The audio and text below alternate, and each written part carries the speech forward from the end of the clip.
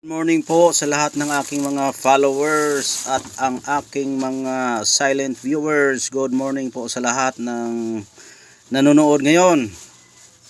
Ngayon po ay ating pag-usapan itong mutya ng kalikasan, pero bago ko sisimulan itong aking kwento, huwag makalimot na mag-subscribe. Yung mga baguhan po, mag-like at mag-share para maka-update din po kayo sa susunod kong mga videos dito sa YouTube channel ko. At maraming salamat po sa YouTube channel na hanggang ngayon ay binibigyan pa rin tayo ng karapatan upang makapag-vlog dito sa ating YouTube. Maraming salamat po. Ito po ay isa sa pinakamagandang mutya na ating pag-usapan, na nakukuha po natin ito mismo sa puno o sa bahay ng ligwan.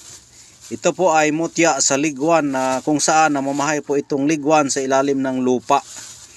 Kung sa ibang salita, kung halimbawa may mga ligwan na nakatira sa ilalim ng lupa, mayroon ding putyukan na nakatira sa ibabaw ng kahoy. Pero isa lang po yan sila, ligwan at saka putyukan ay isa lang po yan sila na nagbibigay ng dugos o yung honey.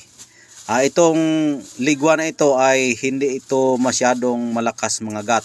Mangagat naman siya pero hindi masyadong malakas. Hindi katulad ng putyukan, ay napakasakit po yun kapag makatusok yung kanilang puwet. Dahil yan yung puwet niya ay meron po yang tinatawag na dagom o parang karayom na kinakarga nila sa kanilang puwet. Kaya masakit po yan kapag makatusok yan sa balat ng tao kahit sa anong klaseng hayop.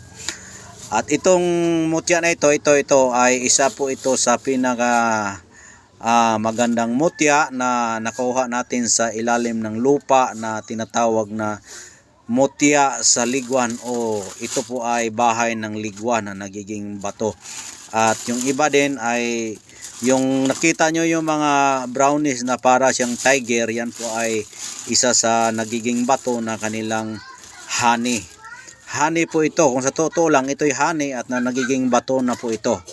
Ayan, mutya sa honey ng ligwan. Ayan. Nakikita ko ito araw ng Biyernes Santo. Hinukay ko po ito sa ilalim dahil mayroon pong ligwan sa ilalim ng lupa na nagliliparan. Kaya kapag may ligwan, may dugos po yan. May dugos o tinatawag nila na honey. At sa totoo lang nakakuha ako ng honey nito. Ipakita ko sa inyo kung ano ang itsura ng honey. Ito po ang honey ng ligwan. Ayan. Yan, dugos po yan ng ligwan. At ito ang kanyang mutya. Ayan, araw ng Biyernes Santo ito nakukuha. Ayan. Honey ng ligwan na nagiging bato po ang kanyang bahay. Ayan. Ulitin ko po, ito po ay nakukuha sa araw ng Biyernes Santo. At sa paghukay ko po sa ilalim, meron pong mga bahay ng ligwan na nagkumpul-kumpulan at marami pong nagkukumpulan na mga honey o dugos niya. Kaya ganito karami yung nakuha natin. Ito ay 3 lapad ito. 3 lapad. Meron pa dito. Ayan o, nilagay ko lang dito para masarap ito inumin. Masarap yan. Ayan po yung kanyang mutya, no?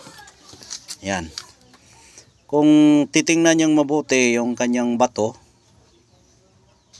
para siyang maraming mga nagkumpul-kumpulan ng mga ligwan na para silang mga lampinig.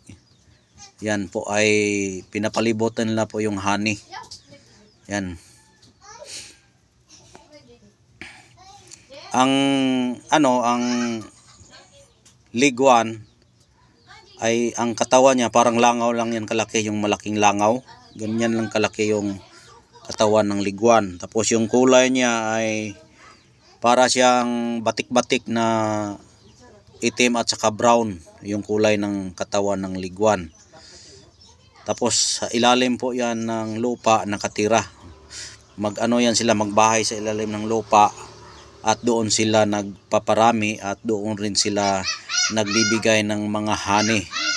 Kaya yung liguan, marami ding nagbubuhay ng mga liguan para magpo-produce lang sila ng mga honey. Merong nag-ano niyan, merong nagbubuhay yan sa planta.